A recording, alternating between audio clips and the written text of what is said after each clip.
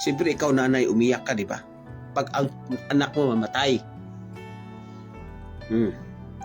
Imagine niyo, ang isang nanay, nag-iisang anak niya yun.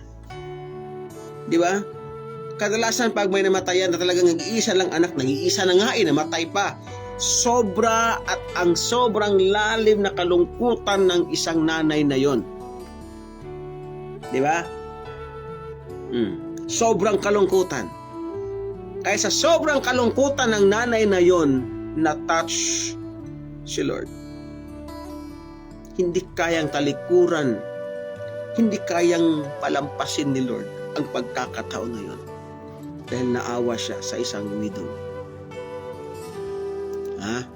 Sa awit pa lang, great is the Lord. How great is our God? Because He is so powerful and great, because He can resurrect. He can resurrect, no? A person from death. Ang sitwasyon kasi, nung napunta si Lord doon sa Nain, mayroong mga tao na may dala-dala silang kabaong. Pinagtutulungan nila yung kabaong. Tapos may nanay doon. Siyempre siguro nabalitaan nila na andun parating si Lord.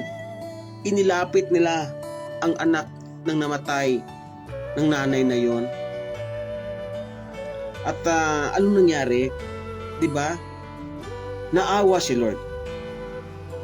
Tandaan nyo, sa panahon ng ating malalim na kalungkutan, namatayan kayo,